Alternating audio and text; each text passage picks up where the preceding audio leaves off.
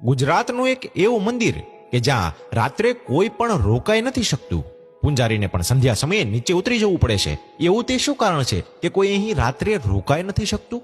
શા માટે મંદિરમાં અહીં બે મુખવાળા માતાજી પૂજાય છે? અને શું છે આ હકીકત? શું છે આ મંદિરનો ઇતિહાસ?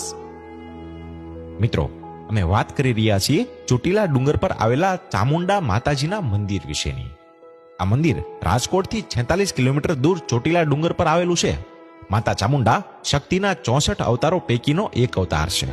આ મંદિરમાં દરરોજ હજારો ભક્તો દર્શન કરવા માટે આવે છે. અહીં હાજર ચામુંડા માતાજીએ હજારો પરચા પણ પૂર્યા છે. તેથી જ તો માત્ર ગુજરાતમાંથી જ નહીં પરંતુ આખા ભારતમાંથી લોકો દર્શન કરવા માટે આવે છે. માતા ચામુંડા તમામ ભક્તોની મનોકામના પૂર્ણ કરે છે.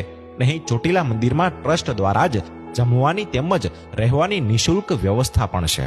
અહીં દરરોજ શુદ્ધ અને સાત્વિક ભોજન કરવામાં આવે છે. દરરોજ બપોરે ભક્તોને લાપસી, દાળ ભાત અને શાકનો પ્રસાદ પ્રેમપૂર્વક જમાડવામાં પણ આવે છે.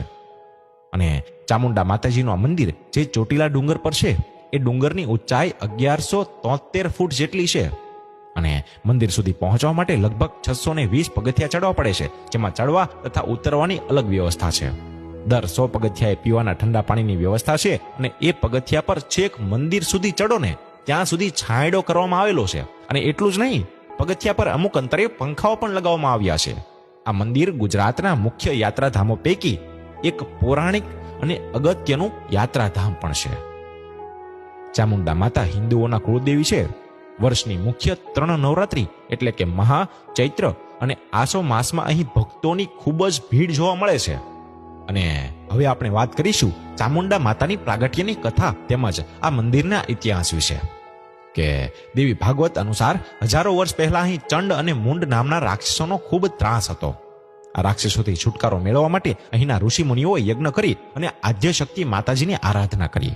આ યજ્ઞકુંડમાંથી તેજ સ્વરૂપે આદ્યશક્તિ માતા પ્રગટ થયા. ત્યારબાદ મા શક્તિએ ચંડ અને મુંડ રાક્ષસોનો સંહાર કર્યો. માતાજીએ જે ડુંગર પર રાક્ષસોનો વધ કર્યો હતો ત્યાં જ માતાજીની સ્થાપના પણ કરવામાં આવી.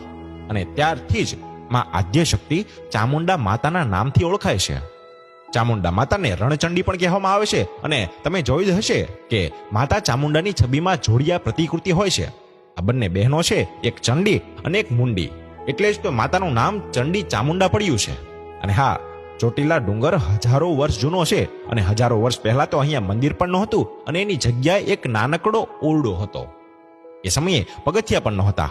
તેમ છતાં ભક્તો અહીં માતાજીના દર્શન કરવા માટે આવતા હતા. અને આ મંદિરની નીચે એક ગુપ્તેશ્વર મહાદેવનું